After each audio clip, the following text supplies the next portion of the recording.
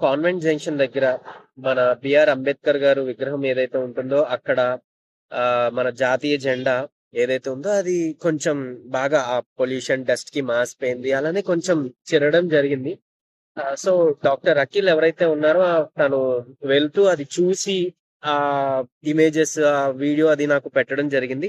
So human rights awareness council president గారు ఆ, పిల్ల సత్యస్వాతి గారు మేడం కి నేను అది సెండ్ చేస్తే, సో మా సెక్రటరీ గారు ఎవరైతే ఉన్నారో సుబ్రహ్మణ్యం గారు, సో ఆయన దాని ఆ పిక్స్ ఇవన్నీ కూడా కలెక్ట్ చేసి దాన్ని ప్రింట్అవుట్ తీసి ఆ, మన కమిషనర్ గారికి పెట్టడం జరిగింది. సో జీవీఎంసీ కమిషనర్ సార్ కి ఆ వినతి పత్రం సబ్మిట్ చేయగా, సో విత్ ఇన్ ఒక్క రోజులోనే ఆయన స్పందించారు. దాన్ని కొత్త త్రివర్ణ జెండాని మళ్ళీ దాన్ని పెట్టడం జరిగింది అనమాట. హోస్ట్ చేయించారు, కొత్త దాన్ని మళ్ళీ పెట్టించారు.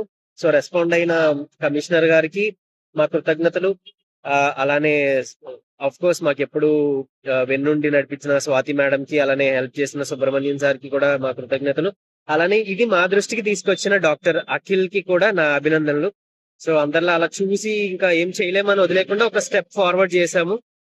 సో అఖిల్ చేశారు, తన ద్వారా మేము అది చేయగలిగాం అనమాట. సో జై హింద్.